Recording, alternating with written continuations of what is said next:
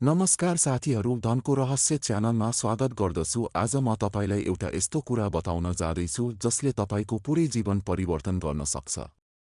यदि तपाईको तलब 10,000 होस् वा 10 लाख, यदि तपाईले यो कुरा सिक्नु भएन भने तपाई सबै समस्यामा पर्नुहुनेछ। के तपाई विश्वास गर्नुहुन्छ? लाखौं कमाउने मानिसहरू पनि महिनाको अन्त्यमा खाली हात हुन्छन्, केवल एउटा आधारभूत कुरा नजान्दा, त्यो हो पैसालाई कसरी सम्हाल्ने। साथीहरू, आजको विषय हो पैसालाई सम्हाल्न सिक्नु। म बाचा गर्छु, यदि तपाईले यो सामग्री अन्त्यसम्म ध्यान दिएर सुन्नुभयो भने तपाईले यस्तो कुरा जान्नुहुनेछ जुन कुनै विद्यालय वा कलेजमा सिकाइदैन। त्यसैले कृपया बीचमै नछोड्नुहोस्, किनकि अन्त्यमा म तपाईलाई एउटा यस्तो सूत्र बताउनेछु जसले तपाईको आर्थिक समस्याहरू सधैँका लागि समाप्त गर्न सक्छ। अब सबैभन्दा पहिले म तपाईलाई एउटा प्रश्न सोध्न चाहन्छु। के तपाईले कहिल्यै सोच्नु भएको छ पैसा कमाउन गाह्रो छ कि पैसा सम्हाल्न? धेरैजसो मानिसहरू भन्छन् पैसा कमाउन गाह्रो छ, तर म तपाईलाई भन्छु यो गलत हो। वास्तविक चुनौती भनेको पैसा सम्हाल्नु हो। पैसालाई सही ठाउँमा खर्च गर्नु हो र यस्तो तरिकाले व्यवस्थापन गर्नु हो कि पैसाले तपाईका लागि काम गरोस्, तपाईले पैसाका लागि होइन। मैले आफ्नो जीवनमा धेरै मानिसहरू देखेको छु जसले राम्रो तलब कमाउँछन्, तर महिनाको 15 गतेसम्म उनीहरूको खल्ती खाली हुन्छ। उनीहरूलाई थाहा हुँदैन पैसा कहाँ गयो। अनि सुरु हुन्छ पुरानै कथा, साथीहरूसँग उधारो माग्ने, ऋण बढ्दै जाने र अर्को तलबको प्रतीक्षा गर्ने। यो एउटा यस्तो चक्र हो जसमा मानिसहरू फस्छन् र पुरै जीवन यसमै बिताउँछन्। साथीहरू, म यहाँ तपाईलाई कुनै जादुई उपाय बताउन लागेको छैन जसले तपाईलाई रातारात धनी बनाउँछ। तर म तपाईलाई त्यस्ता व्यावहारिक उपायहरू बताउनेछु जुन मैले आफै आफ्नो जीवनमा प्रयोग गरेको छु र जसले मेरो आर्थिक अवस्था सुधारिएको छ।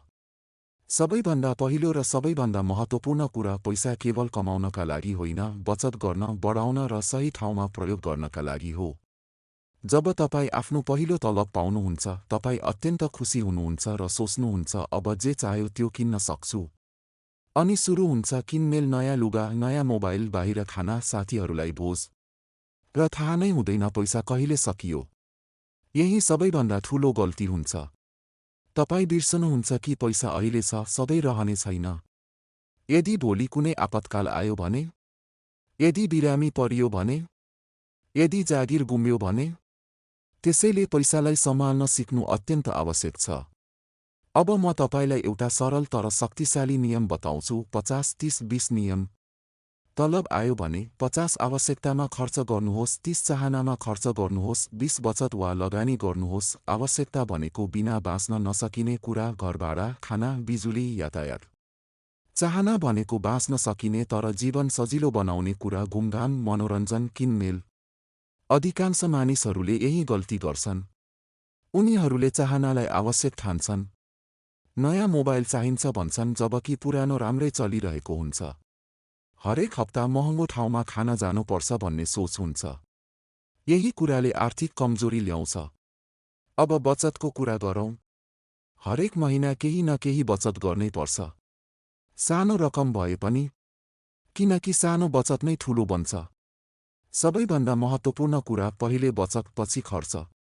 धेरै मानिसहरू पहिले खर्च गर्छन् र बाँकी बचत गर्छन्। तर केही पनि बाँकी रहँदैन। त्यसैले तलब आउने बित्तिकै बचत छुट्याउनुहोस्। त्यसपछि आपतकालीन कोष बनाउनुहोस्। कम्तीमा 6 महिनाको खर्च बराबर रकम छुट्याउनुहोस्। यसले कठिन समयमा तपाईलाई बचाउँछ। अब लगानीको कुरा। सिर्फ बचतले पुग्दैन। तपाईले पैसालाई बढाउनु पर्छ। नत्र समयसँगै यसको मूल्य घट्छ। त्यसैले पैसालाई सही ठाउँमा लगानी गर्नुहोस्। लगानी गर्दा धैर्य आवश्यक हुन्छ। छोटो समयमै ठूलो परिणामको अपेक्षा नगर्नुहोस्। लामो समयमै सफलता आउँछ। अब ऋण र कार्डको कुरा। यदि सही तरिकाले प्रयोग नगरे जोखिमपूर्ण हुन्छ। समयमै तिर्नुहोस्, नत्र ठूलो ब्याज तिर्नुपर्छ। अब केही दैनिक जीवनका उपायहरू। बजेट बनाउनुहोस्, खर्च लेख्नुहोस्, अनावश्यक खर्च नियन्त्रण गर्नुहोस्, अचानक किनमेल नगर्नुहोस्, कुनै कुरा किन्नु अघि 24 घण्टा सोच्नुहोस्, छुट र अफरको पछि नलाग्नुहोस्, जरुरी नभएको कुरा सस्तो भए पनि किन्नु हुँदैन, खानामा हुने खर्च घटाउनुहोस्, घरको खाना प्राथमिकता दिनुहोस्, अनावश्यक सदस्यता बन्द गर्नुहोस्, स्वास्थ्यमा ध्यान दिनुहोस्, स्वास्थ्य भए खर्च कम हुन्छ, आफ्नो सिप बढाउनुहोस्, सिप बढे आम्दानी बढ्छ, आर्थिक ज्ञान बढाउनुहोस्, पढ्नुहोस्, सिक्नुहोस्, आफ्नो लक्ष्य तय गर्नुहोस्, स्पष्ट योजना बनाउनुहोस्, परिवारसँग खुला कुरा गर्नुहोस्, सामाजिक दबावबाट बस्नुहोस्, देखावटी खर्च नगर्नुहोस्, कर योजना बनाउनुहोस्, निष्क्रिय आम्दानीको स्रोत बनाउनुहोस्, बिमा गर्नुहोस्, आफ्नो प्रगति जाँच गर्नुहोस्। अब सबैभन्दा शक्तिशाली कुरा चक्रवृद्धि। पैसाले पैसा कमाउँछ र समयसँगै ठूलो बन्छ।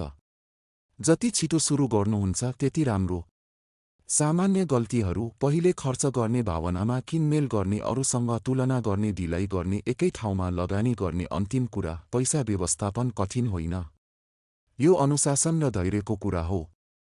सानो बचत पनि ठूलो बन्छ। पैसा लक्ष्य होइन, साधन हो। जीवन सन्तुलनमा जिउनुहोस्। यदि तपाईलाई यो उपयोगी लाग्यो भने लाइक, शेयर, सब्स्क्राइब गर्न नबिर्सनुहोस्। कमेन्टमा आफ्नो प्रतिक्रिया दिनुहोस्। फेरि भेटौँला अर्को भिडियोमा। धेरै धेरै धन्यवाद।